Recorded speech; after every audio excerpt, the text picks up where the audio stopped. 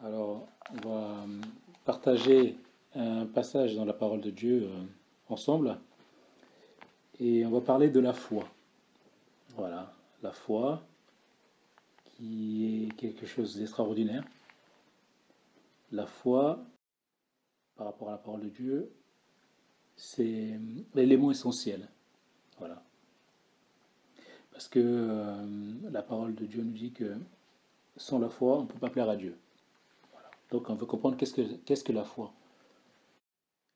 C'est le pont, en fin de compte, c'est le lien qui nous permet d'être en contact direct avec ce grand Dieu que nous connaissons, qui est Jésus-Christ.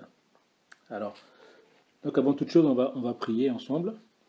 Si vous voulez bien, on va prier pour commencer. Seigneur Jésus, notre Dieu, nous te bénissons, nous te remercions, précieux Sauveur, parce que nous pouvons, Seigneur, partager ta parole encore ensemble. Et nous voulons vraiment te remercier parce que tu es la parole. Et cette parole qui est vivante, cette parole qui touche nos cœurs, cette parole qui nous fait grandir, cette parole qui nous fait avancer, cette parole qui nous montre qui tu es, qui te révèle, toi, le seul vrai Dieu. Et bénis ce moment, vraiment, dispose nos cœurs, nos pensées. Et Seigneur, ouvre, Seigneur, nos cœurs pour te recevoir par la foi. Parce que, Seigneur, ce mot est si important pour un enfant de Dieu, de marcher par la foi, de vivre par la foi. Et Seigneur, d'espérer aussi, Seigneur, l'espérance, notre espérance se trouve en toi. Et c'est par la foi que nous pouvons, Seigneur, espérer. Parce que nous voulons, Seigneur, nous croyons que nous te verrons un jour, Seigneur. Que ton nom soit béni. Bénis ces moments. Dispose nos cœurs à ta parole, notre Dieu. Amen. Alors, on va prendre un passage dans Matthieu. En fin de compte, c'est une histoire. Et on va lire dans Matthieu 8, à partir du verset 5. Et puis également, on va trouver cette même histoire dans le livre, dans l'évangile de Luc, au chapitre 7. Donc on va commencer déjà par Matthieu 8, à partir du verset 5. On va lire jusqu'au verset 13. Voilà. Alors on commence à lire. Et quand Jésus fut entré dans Capernaum, un centenier vint à lui, le priant et disant, Seigneur, mon serviteur qui est paralytique est couché à la maison et il souffre extrêmement. Jésus lui dit, j'irai et je le guérirai. Mais le centenier répondit et dit, Seigneur, je ne suis pas digne que tu entres sous mon toit, mais dis seulement une parole et mon serviteur sera guéri. Car moi-même, qui suis un homme soumis à l'autorité d'un autre, j'ai des soldats sous mes ordres. Et je dis à l'un, va, et il va, et à l'autre, viens, et il vient. Et à mon serviteur, fais cela, et il le fait. Après l'avoir entendu, Jésus fut étonné, et dit à ceux qui le suivaient, je vous le dis en vérité, même en Israël, je n'ai pas trouvé une aussi grande foi. Or, je vous dis que plusieurs viendront de l'Orient, de l'Occident, et seront à table dans le royaume des cieux avec Abraham, Isaac et Jacob, et les enfants du royaume seront jetés dans les ténèbres du dehors, où il y aura des pleurs et des grincements de dents. Alors Jésus dit au centenier, va, et qu'il te soit fait selon ta foi. Et à l'heure même, son serviteur fut guéri. Voilà, une belle histoire, vraiment magnifique. Et on va nous développer un peu plus dans l'évangile de Luc, donc au chapitre 7. On va lire à partir du premier verset jusqu'au verset 10. Voilà, c'est la même histoire que Luc nous rapporte. Donc dans Luc 7, du premier verset jusqu'au verset 10. Et quand il eut achevé tout ce discours devant le peuple qui l'écoutait, il entra dans Capernaum. Un centenier avait un serviteur auquel il était très attaché et qui était malade, sur le point de mourir. Vous voyez, c'est bien plus précis ici. Vraiment, parce qu'on peut se dire que ce centenier, il est venu importuner le Seigneur parce que son serviteur était juste un peu malade, sans plus. Et là, la Bible nous dit qu'il était sur le point de mourir. Ayant entendu parler de Jésus, il envoya vers lui quelques anciens des Juifs pour le prier de venir guérir son serviteur. Et étant venus à Jésus, ils le prièrent instamment en disant, « Il mérite que tu lui accordes cela, car, disait-il, il aime notre nation, et c'est lui qui a bâti notre synagogue. » Jésus s'en alla donc avec eux, et il n'était guère éloigné de la maison quand le centenier envoya ses amis au-devant de lui pour lui dire, « Seigneur, ne te fatigue pas, car je ne suis pas digne que tu entres sous mon toit. C'est pourquoi aussi je ne me suis pas cru digne d'aller moi-même vers toi. Mais dis seulement une parole, et mon serviteur sera guéri. Car moi-même, qui suis un homme soumis à des supérieurs, j'ai des soldats sous mes ordres. Et je dis à l'un, va, et il va, et à l'autre, viens, et il vient. Et à mon serviteur, fais cela, et il le fait. » Lorsque Jésus entendu ces paroles, il s'étonna à son sujet. Et se tournant vers la foule qui le suivait, il dit, « Je vous le dis, je n'ai pas trouvé, même en Israël, une si grande foi. » Et quand ceux qui avaient été envoyés furent de retour à la maison, ils trouvèrent le serviteur qui avait été malade se portant bien. Amen. Voilà, une belle histoire vraiment dans la parole qui nous est rapportée concernant un homme, un centenier, qui allait vers Jésus pour son serviteur qui était malade. Donc on a vu qu'il était sur le point de mourir. Donc c'est une situation qui était vraiment critique. Voilà. Il fallait vraiment qu'il y ait quelque chose qui se passe. Voilà, d'extraordinaire. Et on voit que dans la deuxième partie, dans Luc, qu'on a lu, que ce centenier lui-même ne s'est pas déplacé vers le Seigneur. Il a envoyé les principaux, les anciens, vers Jésus pour lui parler par rapport à son serviteur. Et ensuite, lorsque Jésus était en mouvement en allant chez lui, il a envoyé ses amis pour dire, « Seigneur, ne rentre pas chez moi, parce que je ne suis pas digne que tu rentres sous mon toit. Mais dis seulement un mot, et mon serviteur sera guéri. » Waouh! Dis seulement un mot, et mon serviteur sera guéri. Et c'est vrai que c'est étonnant, venant de la part d'un homme qui a seulement entendu parler de Jésus. Voilà. Et je pense que cet homme, on peut se le représenter aussi. Peut-être que nous aussi, on a entendu parler de Jésus, on a entendu l'histoire de Jésus. Quelqu'un nous a parlé de Jésus un jour, quelqu'un nous a raconté que Jésus avait fait quelque chose pour elle, pour cette personne, ou on a entendu parler de Jésus parce que on est en France, dans un pays où il y a des églises, il y a des bâtiments églises, et on a entendu parler de l'histoire vaguement qu'il y a eu un Jésus. Mais cet homme qui a entendu parler de Jésus avait entendu dire aussi que Jésus pouvait guérir, que Jésus guérissait les malades, que Jésus ressuscitait les morts. Certainement on a entendu parler que Jésus avait ressuscité les morts, et que tous ceux qu'il avait nourri aussi la foule, parce que Jésus avait nourri la foule avec 5 pains et 2 poissons. Et cet homme avait entendu toutes ces histoires, mais il était loin de Jésus. Il ne le fréquentait pas. Mais quand lui, il a eu ce problème par rapport à son serviteur, auquel il tenait énormément, il a voulu que Jésus intervienne dans sa situation, parce qu'il savait que Jésus était capable de faire quelque chose pour lui. Et effectivement, à la fin de Luc, chapitre 7 au verset 10, lorsque les amis qui sont allés rencontrer Jésus pour lui dire de ne pas venir à la maison, lorsqu'ils étaient de retour, ils ont vu que ce serviteur était bien portant. Ça veut dire qu'il était complètement guéri de l'état de malade qu'il était sur le point de mourir. Après les paroles de Jésus, parce que Jésus a dit, on a vu dans Matthieu 8, que Jésus l'a dit, qu'il te soit fait selon ta foi. Voilà. Et on a vu que là que ce serviteur est bien portant, ça veut dire complètement guéri, il n'était plus alité, il était debout sur ses jambes, et il se portait très bien. Voilà. Et Jésus dit de cet homme qu'il n'avait, même en Israël, il n'avait pas trouvé quelqu'un qui avait une aussi grande foi. Voilà. Et voilà, c'est la clé de cette histoire en fait.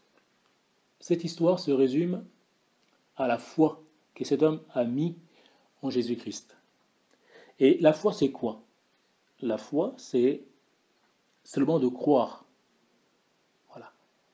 De croire que Dieu est capable de faire quelque chose dans notre vie, de faire quelque chose pour notre vie, soit personnellement, ou pour une personne auquel on tient, ou pour notre pays, notre ville, ou pour ce monde.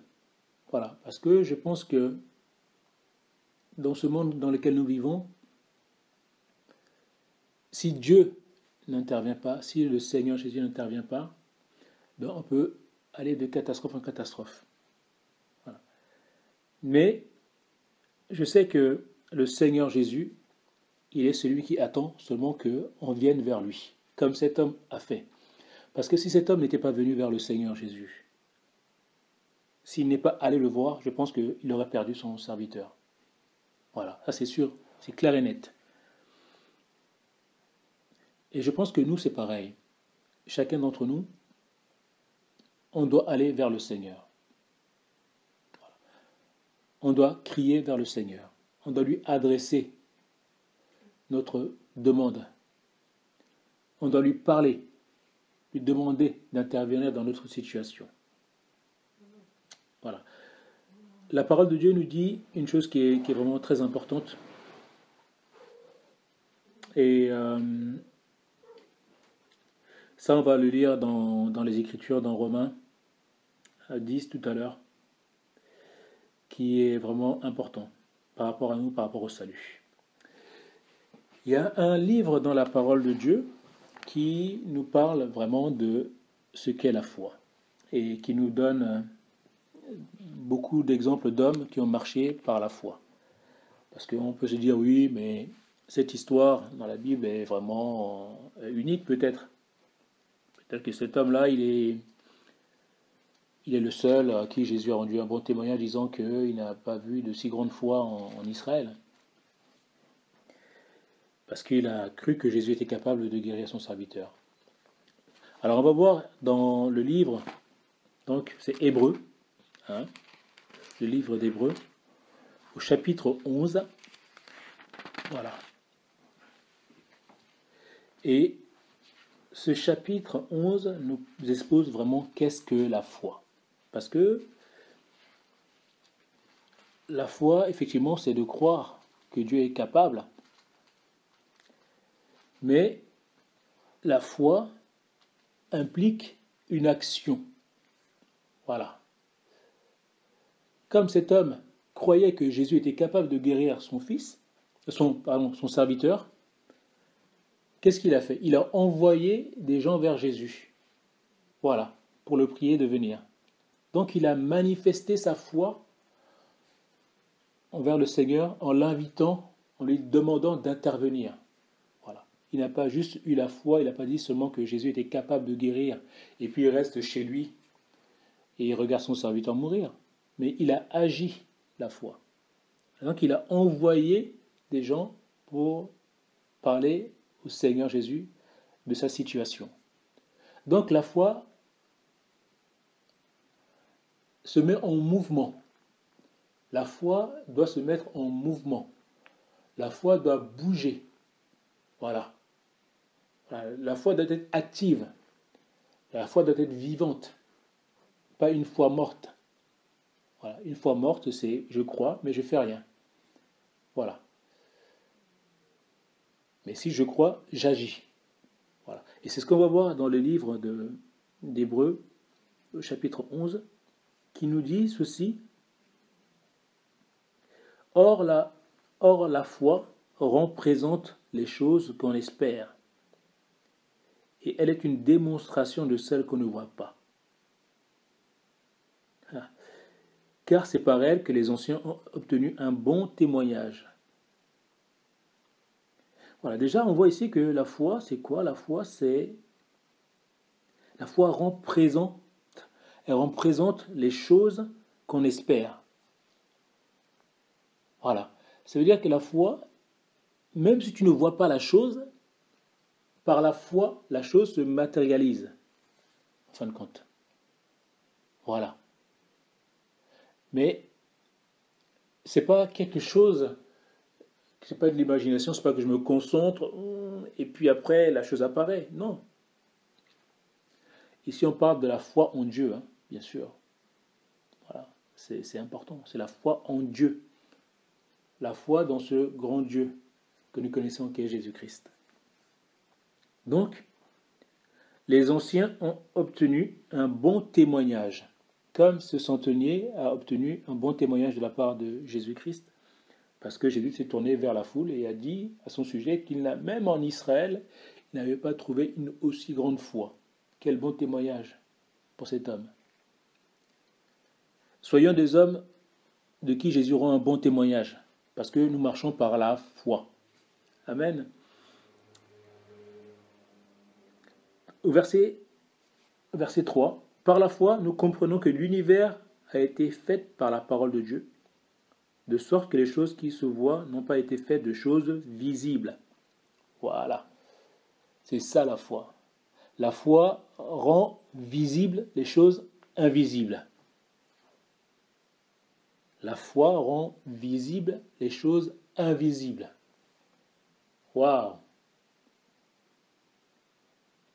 Effectivement, quand on prend la parole de Dieu, dans le livre de la Genèse, hein, Genèse 1:1, qui dit « Au commencement, Dieu créa les cieux et la terre ». Voilà. Elle n'explique pas comment il a fait, elle n'explique pas... Voilà. Elle dit que Dieu a créé toutes choses. Et en tant qu'enfant de Dieu, nous croyons à cette parole. Voilà. On ne va pas chercher midi à 14h.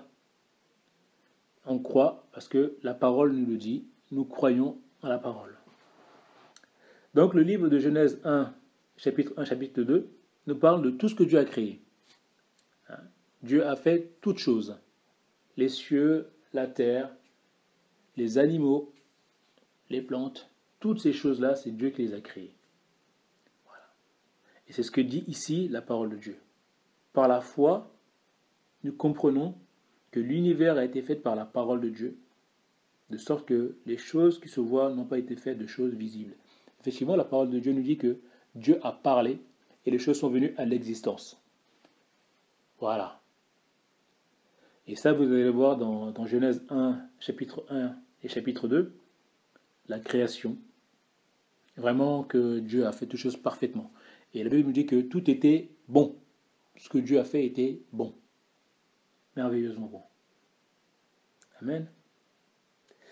Et on lit également dans le livre de Colossiens, le chapitre 1, au verset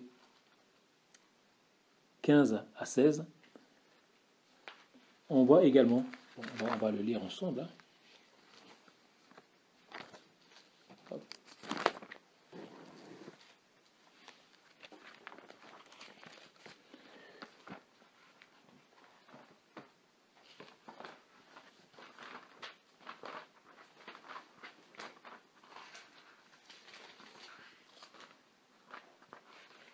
Voilà. Donc, à partir du verset, chapitre 1er, à partir du verset 15. Le Fils est l'image du Dieu invisible, le premier-né de toute la création. Car en lui ont été créées toutes les choses qui sont dans les cieux, sur la terre, les visibles et les invisibles, trône, dignité, domination, autorité. Tout a été créé par lui et pour lui. Voilà, il est avant toute chose et toute chose subsiste en lui. Donc voilà, nous voyons ici que le Fils, donc Jésus-Christ, hein, voilà, on parle de Jésus-Christ qui est le créateur de toutes choses. Voilà, c'est Jésus qui a tout créé. Tout a été créé par lui et pour lui.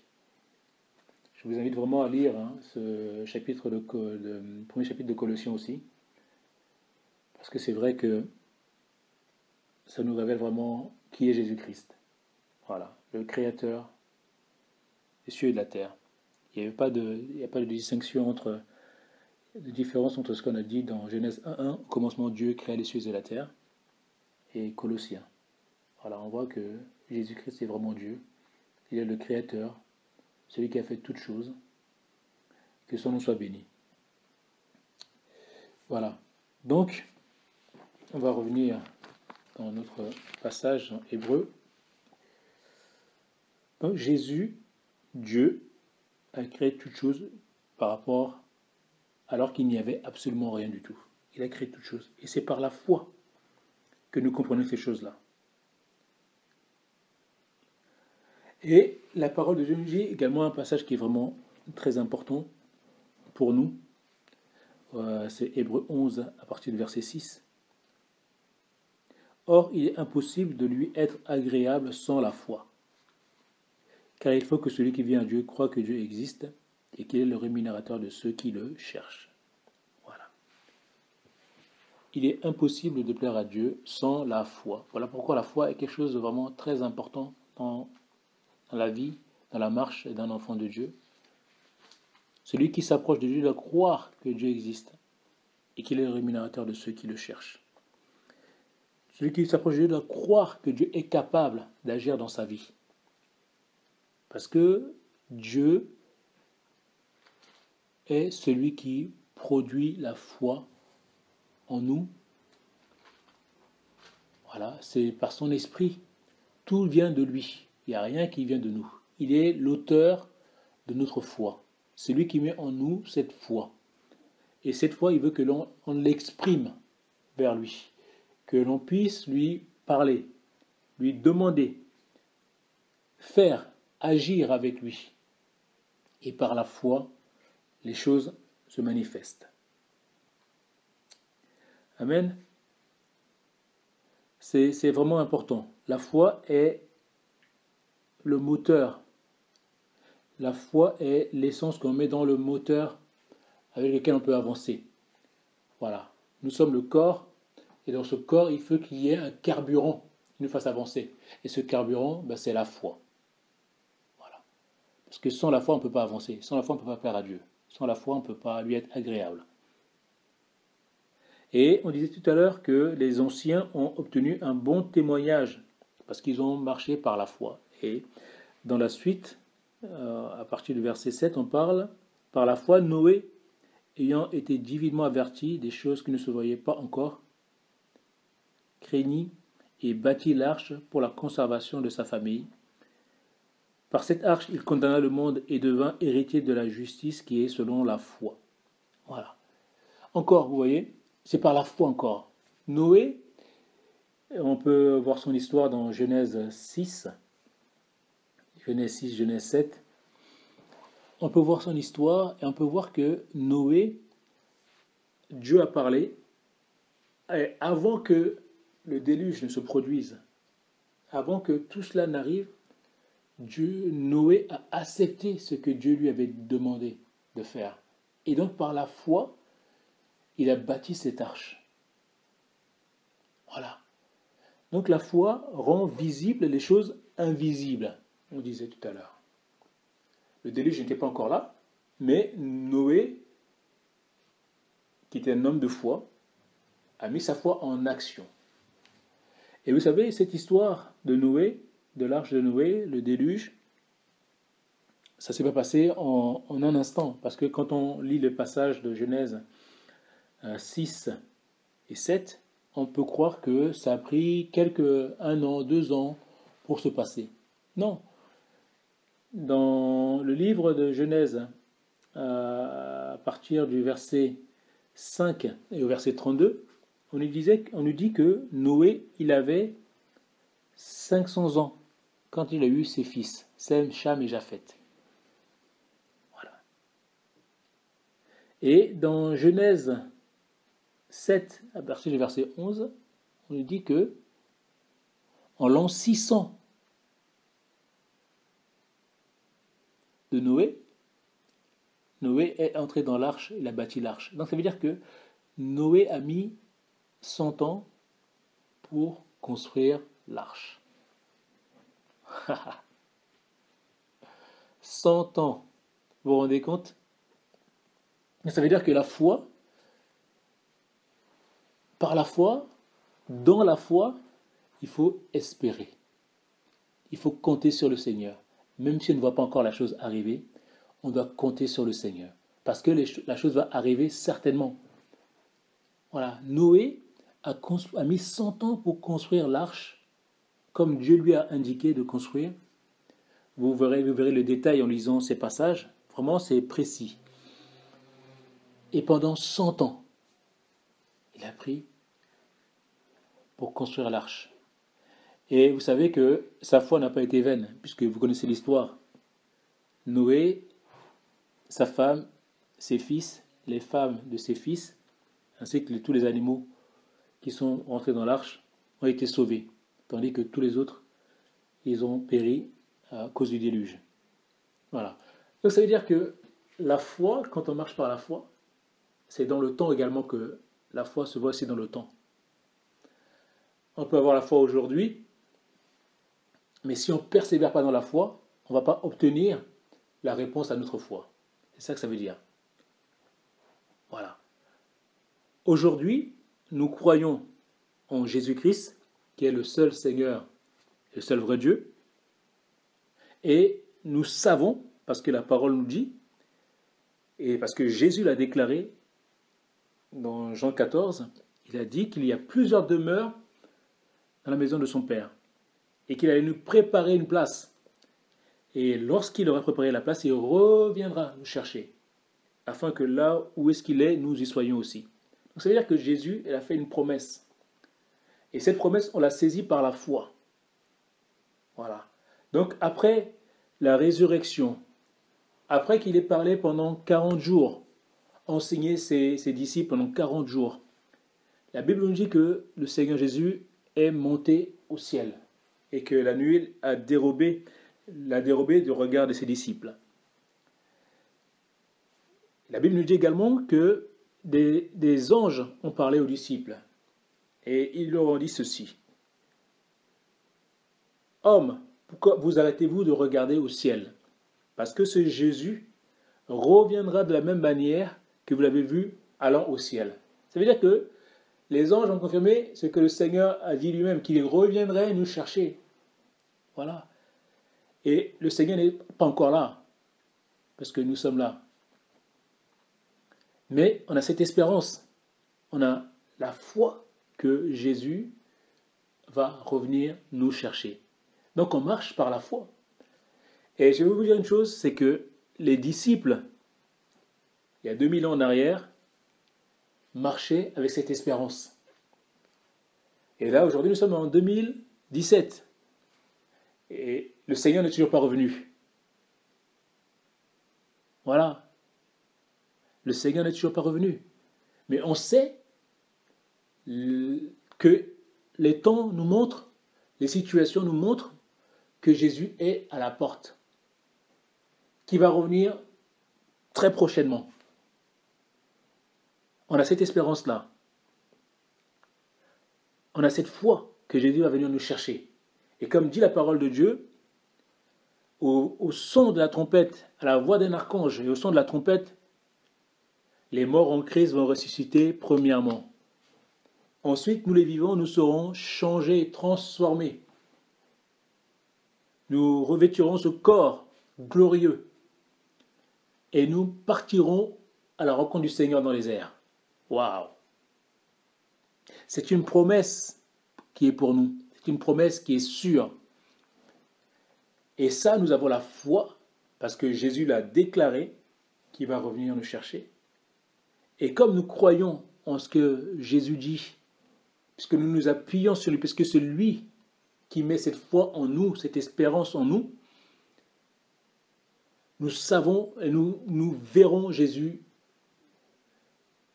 et nous partirons à la rencontre du Seigneur dans les airs. Voilà. Et ça, c'est ce qui nous anime, c'est la foi. cette foi nous anime, ces paroles nous encouragent à persévérer. Donc la foi, c'est dans le temps. Ce n'est pas une foi qui est instantanée, qui est ponctuelle, mais c'est une foi qui se vit dans le temps. Voilà. Et ici, donc, on voit que Noé, donc pendant 100 ans, il a construit l'arche, et au bout de 100 ans, le déluge est tombé. Et on voit ce qui s'est passé sur la terre. Voilà. Donc la foi, c'est dans le temps. La Bible nous parle aussi d'un autre homme qui est Abraham. Donc dans la suite de l'histoire, hein, dans Hébreux 11, à partir du verset 8, par la foi, Abraham, étant appelé, obéit pour aller sur la terre qu'il devait recevoir en héritage. Et il partit sans savoir où il allait. Par la foi, il demeura comme étranger sur la terre qui lui avait été promise, comme si elle ne lui avait pas appartenu, demeurant sous des tentes avec Isaac et Jacob, qui étaient héritiers avec lui de la même promesse. Vous vous rendez compte? Donc ça veut dire qu'Abraham, qui est appelé le père de la foi, est un homme à qui Dieu a parlé, et on voit son histoire dans Genèse 12, si vous voulez regarder également, plus en détail. Donc Dieu l'a appelé, et qu'est-ce qui s'est passé? Abraham a tout quitté et a suivi Dieu sans savoir où est-ce qu'il allait. Waouh! Sans savoir où est-ce qu'il allait. Sans direction. Ça veut dire comme si aujourd'hui, on nous mettait dans un pays étranger qu'on ne connaît pas, et on nous dit tu vas de là à tel endroit. On ne sait même pas si c'est au nord, ni au sud, ni à l'est, ni à l'ouest. On dit ben, tu vas là. Je pense que beaucoup s'assiront et se posant des questions, mais qu'est-ce qu'il me demande? C'est pas possible. Mais je vais faire comment? C'est impossible. Mais on voit ici que Abraham, il a obéi à Dieu et il est parti. Voilà, c'est ça la foi. La foi, quand on a la foi, on agit la foi. La foi se met en action. La foi se met en action. Et cette action, on voit qu'elle est récompensée. L'action est toujours récompensée. Parce qu'on a vu au début que, au verset 11 d'Hébreux, au chapitre 11 d'Hébreux et au verset 6, il est dit qu'il est impossible de lui être agréable sans la foi. Car il faut que celui qui vient à Dieu, croit que Dieu existe et qu'il est le rémunérateur de ceux qui le cherchent. Ça veut dire que Dieu est celui qui rémunère la foi qu'il a mis en nous. Il est celui qui récompense la foi qu'il a mis en nous. Comme cet homme, quand on a lu l'histoire tout à l'heure de ce centenier, qui a mis sa foi en Jésus, ben la récompense c'est quoi? C'est son serviteur qui a été guéri. Voilà. Son serviteur était bien portant. Et Noé, comme Abraham, ils ont eu la récompense, ainsi que les héritiers comme on a lu tout à l'heure ici, Isaac et Jacob, qui ont obtenu vraiment, même si Abraham a vécu sur cette terre sous les tentes que Dieu lui a promis, ses descendants ont possédé ce pays. Donc c'est quelque chose qui se fait dans le temps. Voilà. La foi, c'est une marche dans le temps. C'est comme ça qu'on peut dire qu'on a la foi.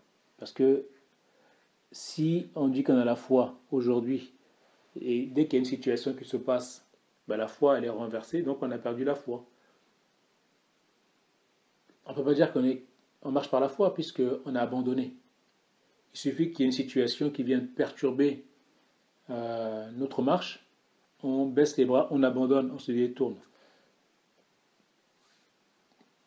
Alors que la foi, c'est une marche qui est constante. Voilà, peu importe la situation. Rendez-vous compte, pour revenir encore un peu en arrière avec Noé, rendez-vous compte, les gens de son époque, comment ils devaient le considérer, complètement comme si c'était un fou, quoi. Et mettez-vous à leur place. Un homme qui construit dans un endroit presque désert une arche, et il ne le fait pas en 2 ans, 10 ans, 20 ans, mais pendant 100 ans. Les gens devaient le prendre pour un fou, mais lui, il a un problème, ce type. Avec ses enfants, sa femme, là, ils ont vraiment des problèmes. Et d'ailleurs, j'avais vu il y a quelques années de cela, des scientifiques on a retrouvé soi-disant l'arche de Noé sur le mont Ararat. Et les scientifiques, ils ont essayé de reconstruire justement l'arche de Noé, en petit modèle bien sûr, et ils ont simulé le déluge pour voir si le bateau allait tenir ou pas. Alors ils ont fait leur truc, ils ont fait leur maquette, ils ont simulé les vagues, tout et tout, et l'arche a coulé. Alors ils étaient là, ils étaient tout contents, tout fiers, avec le sourire, disant que si vraiment l'arche a existé, il n'aurait pas fait long feu, il aurait coulé également. Donc en gros, ces scientifiques nous expliquent que l'histoire de l'arche de Noé était qu'une histoire. Voilà, c'est des fables qu'on raconte à des enfants, que ça n'a jamais existé. Parce que l'arche n'aurait jamais tenu, avec les vagues, etc. Mais ces scientifiques, ce qu'ils n'ont pas compris, c'est quoi?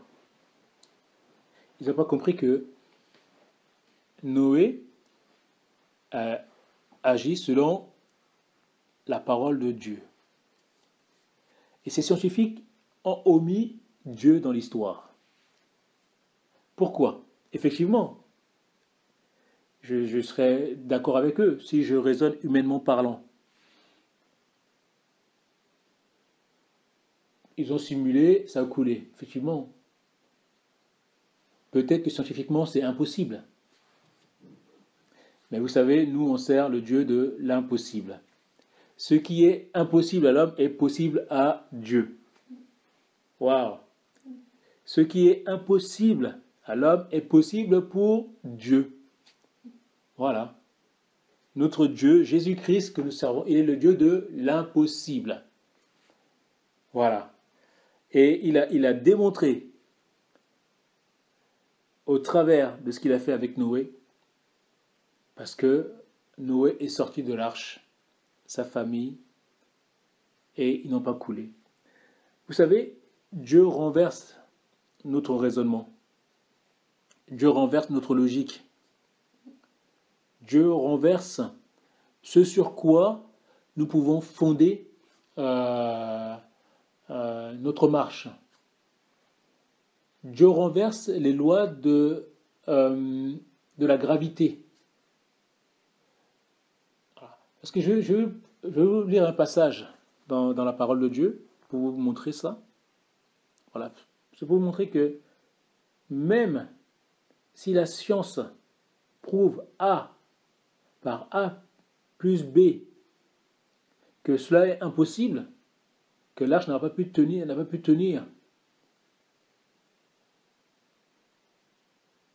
mon Dieu me dit que la parole de Dieu dit que Noé et ses enfants, sa femme et ses enfants, la femme de ses enfants sont sortis de l'arche avec tous les animaux, sains et saufs. Parce que, logiquement, on ne peut pas aller contre Dieu. Parce que Dieu, il est au-dessus de notre logique. Voilà. Et je vais vous démontrer cela par un petit passage, une écriture qu'on trouve dans la parole de Dieu. Et c'est une petite histoire qui n'a l'air de rien du tout, vraiment qui a l'air de rien. Et il se trouve dans le livre, dans 2 Rois, voilà, dans 2 Rois, vous allez voir. Chapitre 6, 2 Rois 6,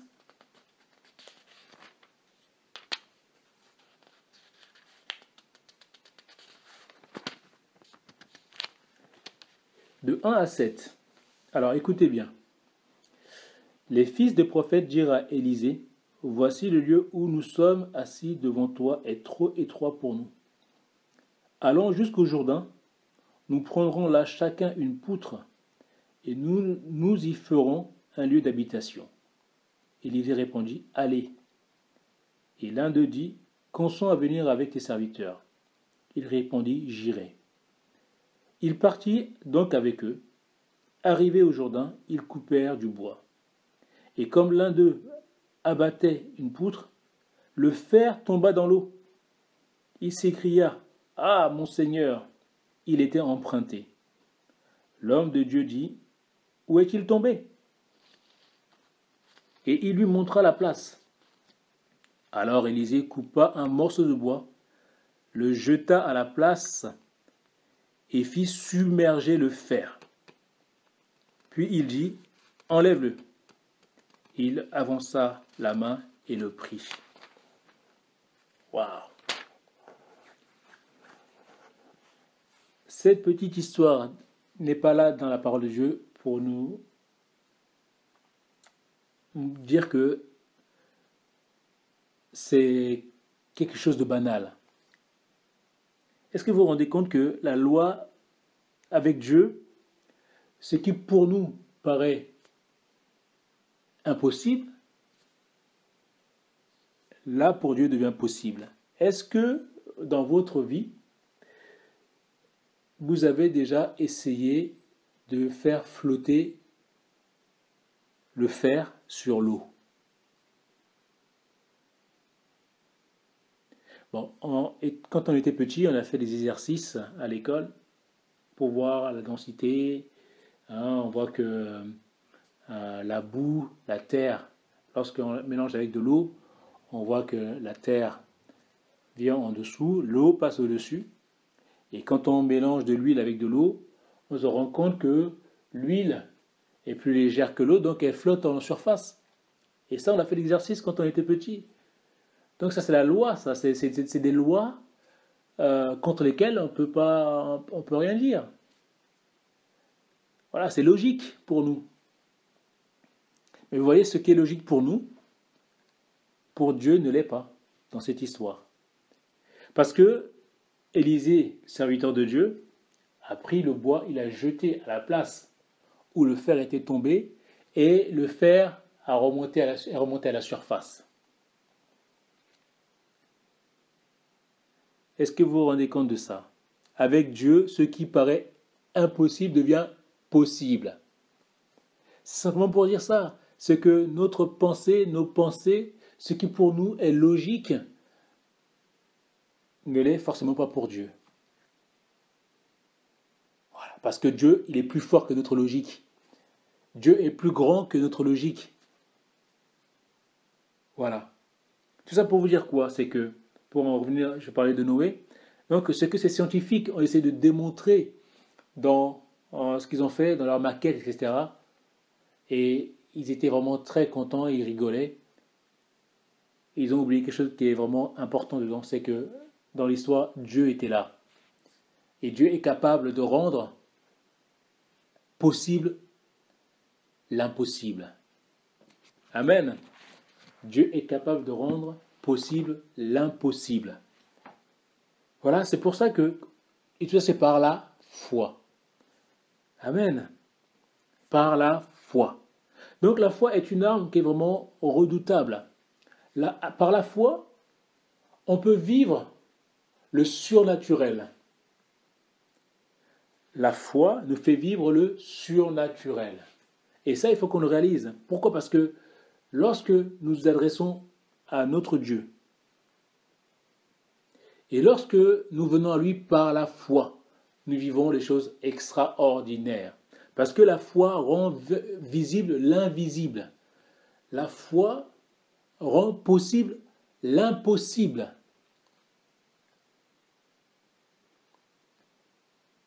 Voilà. Je veux pas vous parler encore de notre Seigneur Jésus qui a marché sur les eaux. Voilà. Ce qui pour nous est complètement impossible, pour lui est possible. Donc la foi, c'est quelque chose qui nous amène à vivre les choses incroyables avec notre Dieu. C'est pourquoi la foi est quelque chose de vraiment important. On doit croire.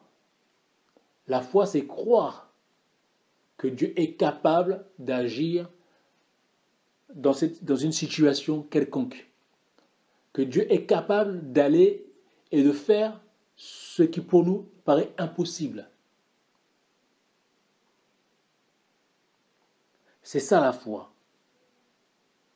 Mais depuis tout à l'heure, on parle de foi, mais vous allez peut-être me poser la question, mais comment est-ce que je peux faire pour avoir la foi?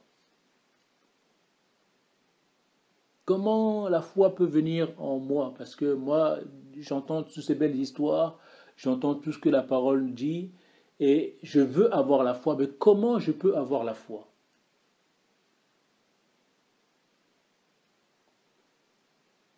Ben, la foi, c'est quelque chose de vraiment très simple. C'est de croire. C'est seulement de croire. Vous savez, la parole, les gens en général disent souvent, ils disent que Thomas, quand on parle de Thomas, l'un des disciples de Jésus, on dit de lui que c'est quelqu'un qui n'avait pas la foi. Parce que quand Jésus, notre Seigneur, était ressuscité et qu'il a apparu aux disciples, Thomas n'était pas avec eux. Et Thomas a dit ceci, mais tant que je ne le verrai pas, je ne mettrai pas ma main dans sa main qui a été percée et dans son côté qui a été percé, je ne croirai pas. Et la parole nous rapporte dans les évangiles que un jour, alors que tous les disciples étaient là, Jésus est apparu et il a dit à Thomas ceci, Thomas, viens, mets ta main dans ma main et mets ta main dans mon côté et ne doute pas. Et le Seigneur Jésus lui dit une phrase qui est vraiment importante, il dit, c'est Thomas, parce que tu as vu, tu as cru. Et il dit, heureux ceux qui n'ont pas vu et qui croient. Voilà. Effectivement, le Seigneur Jésus est monté au ciel, j'y ai dit tout à l'heure.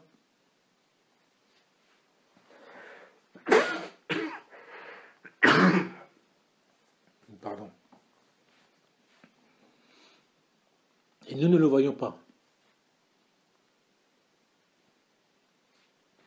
Mais nous avons quelque chose, nous avons sa parole. Et sa parole est la vérité. Vous savez que la parole, c'est Dieu. Et on voit cela dans l'évangile de Jean, qui nous explique vraiment très très bien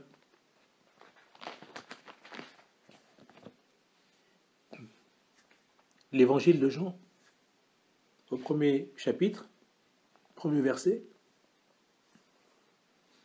Au commencement était la parole, et la parole était avec Dieu, et la parole était Dieu. Et elle était au commencement avec Dieu. Donc la parole, comme on a vu tout à l'heure, dans Colossiens 1, à partir du verset 15 à 16, toutes choses ont été faites par elle, et rien de ce qui a été fait n'a été fait sans elle. En elle était la vie, et la vie était la lumière des hommes. Et la lumière, lui, dans les ténèbres, mais les ténèbres ne l'ont point reçue. On voit également dans ce même chapitre, verset 14, « Et la parole a été faite chair, et elle a habité parmi nous, pleine de grâce et de vérité. Et nous avons contemplé sa gloire, une gloire comme la gloire du Fils unique du Père. » Waouh! Bien sûr, je disais tout à l'heure, le Seigneur Jésus il est monté au ciel, mais en même temps, il est la parole. Donc pour avoir la foi, c'est simplement, c'est d'avoir la foi dans la parole de Dieu, dans ce livre qu'est la Bible. Parce que la Bible, c'est la parole de Dieu. Et ce que la parole de Dieu nous déclare, on croit à la parole. Et si nous croyons à la parole et que nous agissons la parole, ben, la parole de Dieu dit que nous serons sauvés. Parce que nous sommes sauvés par la foi. La foi nous sauve. Voilà. La foi nous sauve. On va regarder encore, on va revenir à Colossiens tout à l'heure. On avait lu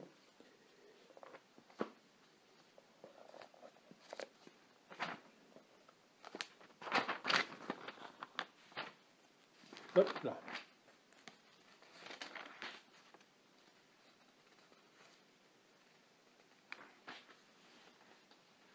On avait lu à partir de Colossiens 1, du 15 à 16, même le 17. On va lire juste quelques versets avant. Verset 12. Rendez grâce au Père qui nous a rendus capables d'avoir part à l'héritage des saints dans la lumière. Il nous a délivrés de la puissance des ténèbres et nous a transportés dans le royaume de son Fils bien-aimé, en qui nous avons la rédemption, le pardon des péchés. Voilà. On va lire également dans Romains 10.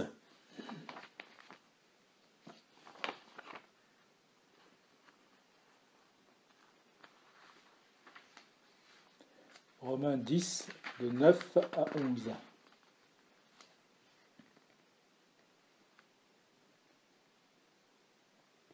Si tu confesses de ta bouche le Seigneur Jésus, et si tu crois dans ton cœur que Dieu l'a ressuscité des morts, tu seras sauvé. Car c'est en croyant du cœur qu'on parvient à la justice, c'est en confessant de la bouche qu'on parvient au salut. Selon ce que dit l'Écriture, quiconque croit en lui ne sera point confus. Voilà. Simplement, la foi, c'est ça. C'est croire en la parole de Dieu, croire en Jésus-Christ. On croit à ce que Jésus a accompli à la croix pour nous. Que le Seigneur Jésus est allé à la croix pour prendre nos péchés. Voilà. Il ne nous demande pas à nous d'aller sur la croix, puisque lui, il a accompli l'acte. Il a payé le prix à notre place. Qu'est-ce que nous avons donc à faire? C'est seulement à accepter ce que Jésus a accompli à la croix pour nous, en reconnaissant que par sa mort, nous avons la vie, et en croyant, en confessant, en disant « Seigneur, je te reconnais comme mon Seigneur et mon Sauveur. Je te remercie de ce que tu as accompli à la croix parce que tu as payé le prix à ma place. Et maintenant, je vais vivre pour toi. » La parole de Dieu nous dit ici que si nous confessons de notre bouche de cette manière-là, et si nous croyons dans notre cœur, parce que effectivement, la foi, c'est ça, c'est croire l'impossible. La foi, c'est ça, c'est croire l'impossible. Que Dieu, que Jésus est capable de pardonner, de nous pardonner nos péchés, de nous laver, de nous purifier, de faire de nous ses enfants. Si nous croyons en cela, parce qu'il a payé le prix à la croix, alors la Bible nous dit que nous serons sauvés. Ça, c'est la première partie, c'est croire. Et comme je vous disais tout à l'heure que la foi engendre une action, ben, on met en œuvre dans notre vie ce que la parole de Dieu nous demande de faire, ce que la parole de Dieu nous encourage à faire. Nous pratiquons, nous vivons la parole. Nous mettons notre vie en conformité avec la parole de Dieu. C'est ça les actions de la foi. C'est que nous nous calons selon la parole de Dieu. C'est que nous nous blottissons dans la parole de Dieu et que nous avançons avec la parole de Dieu, que nous appliquons notre vie à marcher selon la parole de Dieu. C'est ça, avoir la foi. Et si nous marchons de cette manière-là, quand la trompette va sonner, nous partirons à la rencontre du Seigneur dans les airs, comme nous déclare la parole de Dieu. Parce que vous savez, des fois, il y a beaucoup de personnes qui pensent que la foi, c'est quelque chose d'impossible. Parce qu'on ne peut pas être sauvé, on ne peut pas avoir ces choses que le Seigneur a promis pour nous seulement en obéissant, en nous humiliant. Et on a besoin de faire beaucoup plus. Mais laissez-moi vous dire une chose, c'est que peu importe ce que on peut faire, peu importe ce qu'on est capable de faire, même des fois on peut faire des choses au-delà même de nos forces, mais ce n'est pas ça qui va nous sauver. C'est pas ça qui va nous sauver. Et c'est pour ça que les Écritures nous disent dans Éphésiens 2, à partir du verset 8, « Car c'est par la grâce que vous êtes sauvés, par le moyen de la foi. Et cela ne vient pas de vous, c'est le don de Dieu. Venez point par les œuvres, afin que personne ne se glorifie. » Voilà. C'est pas la peine de vouloir faire des choses pour se justifier soi-même devant Dieu. De montrer à Dieu qu'on est capable de faire quoi que ce soit. On a seulement à accepter ce que Jésus a accompli à la croix pour nous. À accepter son sacrifice, à lui demander pardon pour nos péchés. Et à le reconnaître comme lui seul, Seigneur de notre vie. Et ainsi, le Seigneur Jésus, lorsqu'il va revenir, il nous prendra avec lui. Donc la foi, c'est quelque chose qui est très simple. C'est de lire la parole de Dieu, c'est d'accepter ce que dit la parole de Dieu, et c'est de marcher dans ce que la parole de Dieu nous enseigne à marcher. C'est ça marcher, c'est ça la foi. Et le livre de Romains, encore, dans Romains 10,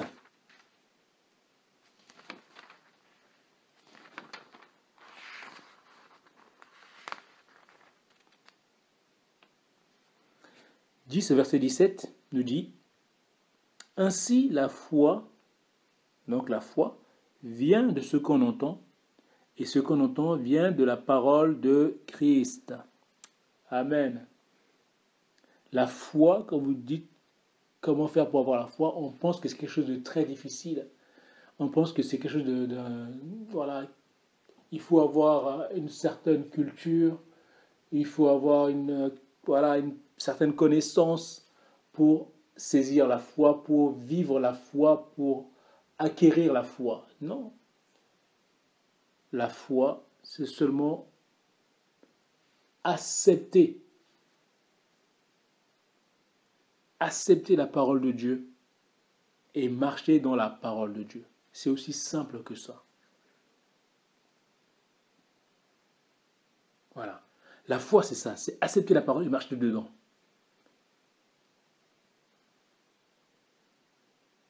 Donc vous voyez, quand vous lisez, vous continuerez à lire la suite de Hébreux, au chapitre 11, vous allez voir ces hommes qui ont marché par la foi. Des fois, on peut se dire, oui, mais voilà, c'est peut-être des hommes, ils étaient peut-être particuliers, ils avaient peut-être des dons, ils n'étaient pas comme nous, mais la parole nous dit que c'était des hommes qui étaient exactement pareils que nous. Ils avaient les mêmes défauts que nous. Voilà, il n'y avait rien de différent entre eux et nous. La différence qu'il peut y avoir, c'est que eux, ils ont saisi la foi. Ils ont entendu la voix de Dieu et ils ont marché dans la voie de Dieu sans s'arrêter jusqu'au bout. C'est ça qui les distingue, c'est ça qui les différencie, peut-être, de nous. Parce que quand on a la foi, on va jusqu'au bout. On ne baisse pas les bras avec l'aide du Seigneur, parce que de nous-mêmes, on ne peut rien faire. Jésus dit que sans lui, nous ne pouvons rien faire. Et que lui, il est l'auteur et le consommateur de cette foi. C'est lui qui place la foi en nous. C'est lui qui met la foi en nous. Donc, c'est lui qui va nous aider à faire les choses. C'est lui qui va nous aider à avancer tous les jours. C'est lui qui va nous aider à nous approcher de sa parole. C'est lui qui va nous aider à vivre la parole de Dieu, à essayer de vivre la parole de Dieu pleinement, à marcher dans la parole pleinement. C'est lui qui va nous aider. Parce qu'effectivement, de nous-mêmes, on ne peut rien faire. Voilà. Et le Seigneur Jésus nous donne quelque chose qui est vraiment extraordinaire, son esprit, le Saint-Esprit, la parole nous dit. Voilà.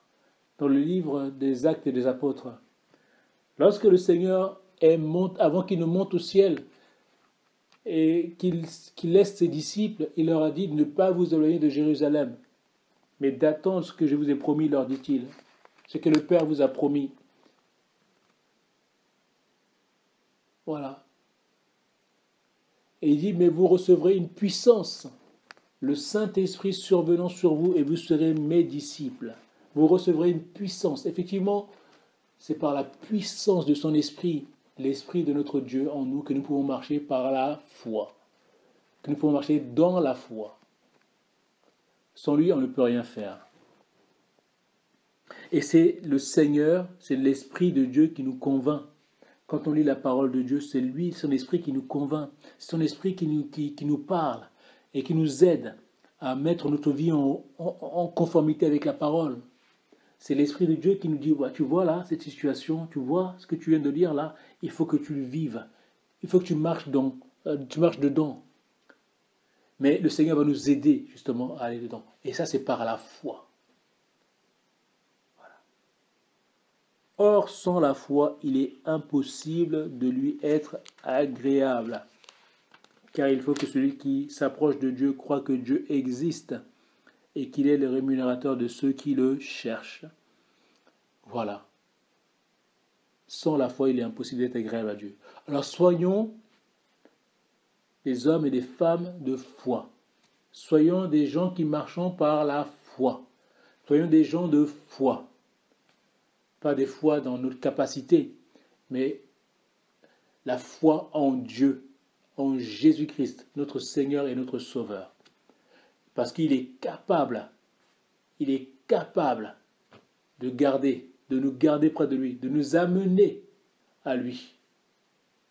Et même si, comme les disciples, ils n'ont pas vu le retour du Seigneur, et même si le Seigneur tarde, même si nous croyons que son retour est imminent, si nous croyons que son retour est proche, persévérons dans la foi.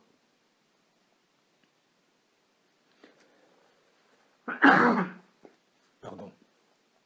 Marchons dans la foi. Et le Seigneur Jésus nous récompensera, parce qu'il est celui qui rémunère. Il est celui qui honore notre foi. Il est celui qui répond présent à notre foi. Il est celui qui soutient notre foi. Et il va récompenser cette foi, parce que nous le verrons, et nous serons avec lui pour l'éternité.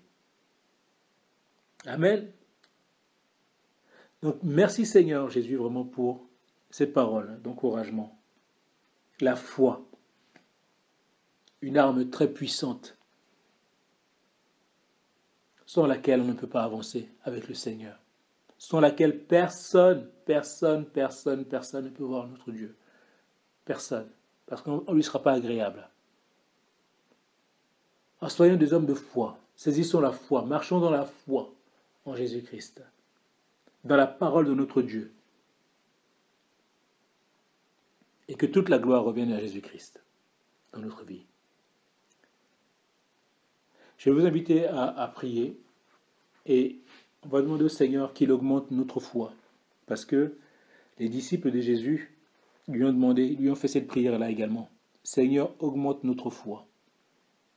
Et nous voulons demander au Seigneur aussi, Seigneur Jésus, augmente notre foi. Voilà, que ne marche pas selon les circonstances de ce monde par rapport aux choses qui se passent dans ce monde. Mais Seigneur, que même malgré tout ce qui se passe, que notre foi ne défaille point. Que notre foi grandisse. Que notre foi s'attache vraiment à toi, Jésus-Christ. Que notre foi se développe de plus en plus. Parce que tu aimes et tu honores la foi de tes enfants. Seigneur Jésus, je te remercie encore. Je te bénis de tout mon cœur, de toute mon âme, toute ma force, toutes mes pensées. Je te remercie parce que vraiment, tu es l'auteur de cette foi que tu places en tes enfants. Et nous voulons te demander, Seigneur, d'augmenter notre foi. Augmente ma foi, Seigneur. Ma foi dans ta parole, ma foi en toi. Augmente ma foi, Seigneur. Pour voir les choses impossibles, pour voir les choses qui paraissent vraiment impossibles à se produire. Mais je veux croire parce que tu as déclaré qu'avec la foi, nous ferons des exploits. En toi, nous ferons des exploits parce que tu es la source de notre foi. Avec Dieu, nous ferons des exploits, nous dit la parole. Merci Seigneur. Que ton nom soit béni vraiment. Et que tous ceux qui ont entendu, Seigneur, qui reçoivent cette parole, Seigneur, leur foi grandisse, augmente leur foi. Produis la foi, Seigneur, dans tes enfants pour marcher selon ta parole, pour s'attacher à ta parole tous les jours et de vivre selon ta parole. Parce que, Seigneur, tu as dit que le ciel et la terre passeront, et mes paroles ne passeront point. Voilà pourquoi nous voulons demeurer dans la parole tous les jours de notre vie, par la foi en Jésus-Christ, notre Dieu et notre Sauveur. Amen. Que le Seigneur Jésus vous bénisse richement et qu'il augmente vraiment votre foi. Que cette parole qu'on a partagée ensemble vous encourage. Méditez la parole. Et comme nous dit l'apôtre Jacques, ne soyons pas des auditeurs oublieux. Ne nous bornons pas seulement à écouter la parole, mais mettons la parole en pratique dans notre vie. Que le Seigneur Jésus vous bénisse et à très bientôt.